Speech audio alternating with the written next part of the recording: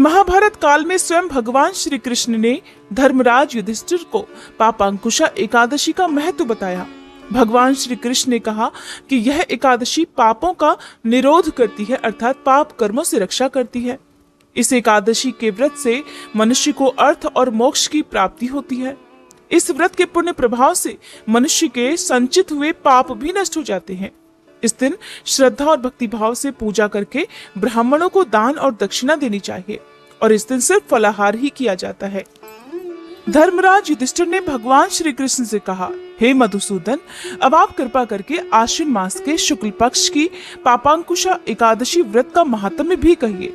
तब भगवान कृष्ण कहने लगे कि हे राजन, इस दिन मनुष्य को विधि पूर्वक भगवान पद्मनाभ की पूजा करनी चाहिए और मनुष्य को बहुत कठिन तपस्या करने के बाद जो फल प्राप्त होता है वह फल आज के दिन भगवान गरुड़ ध्वज को केवल नमस्कार करने से ही प्राप्त हो जाता है।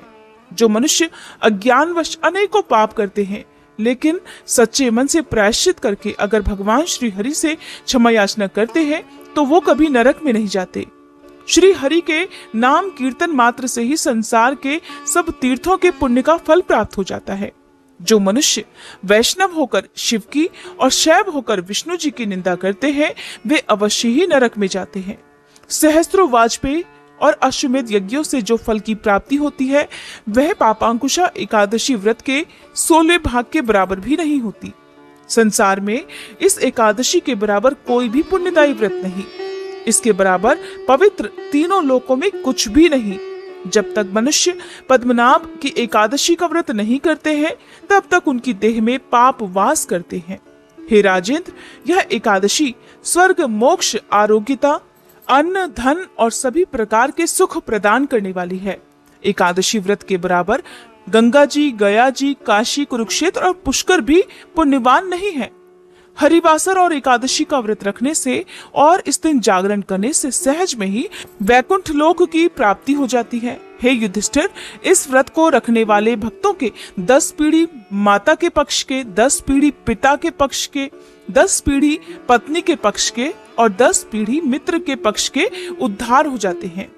वे दिव्य देह धारण करके, चतुर्भुज रूप होकर, पीतांबर धारण करके, हाथ में माला लेकर, गरुड़ पर विराजमान होकर वैकुंठ लोक को जाते हैं।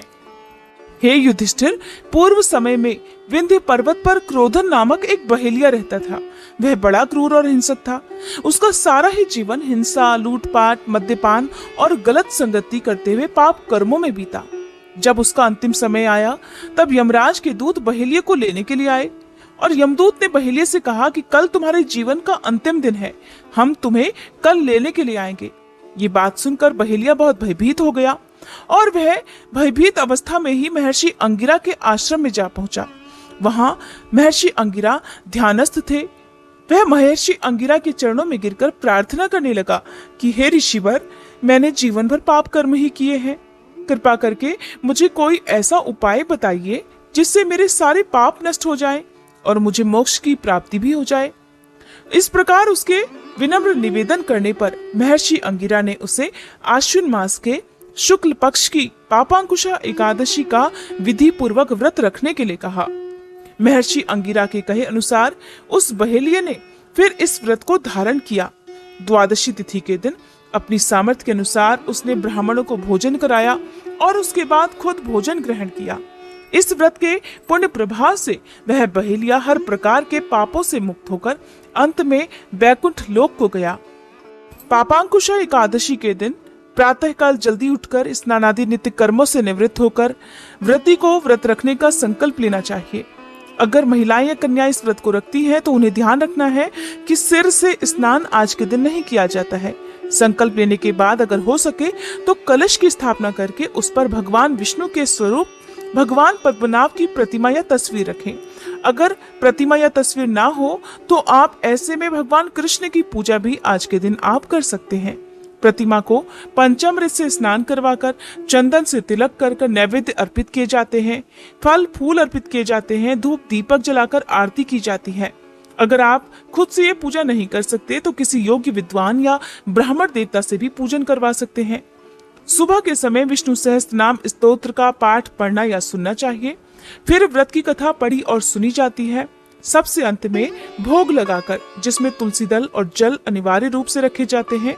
इसके अलावा मौसमी फल, पंचामृत, दूध, दही, घी भी आज के दिन भगवान को अर्पित किया जाता है। दिन भर उपवास रखकर शाम के समय भगवान की पूजा और आरती करने के बाद एक समय फलाहार ग्रहण किया जा सकता है। अगले दिन द्वादशी तिथि को सुबह स्नान आदि से निवृत्त होकर हाथ में जल या पुष्प लेकर दान देने का संकल्प लिया जाता है। फिर ब्राह्मणों को अपनी सामर्थ्य के अनुसार भोजन, दक्षिणा आदि देकर यथाशक्ति उन्हें संतुष्ट किया जाता है। उसके बाद स्वयं भोजन किया जाता है। एकादशी की रात को यदि संभव हो तो जागरण करना चाहिए।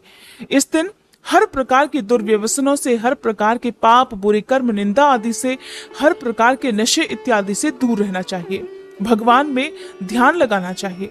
इस दिन चावल का सेवन नहीं किया जाता है। व्रत रखने वाले भक्तों को इस दिन कम से कम बोलना चाहिए, क्रोध नहीं करना चाहिए। अपने आचरण पर आपको नियंत्रण रखना चाहिए। ऐसा करने से व्रत का पूर्ण फल प्राप्त होता है। ये थी आज की वीडियो।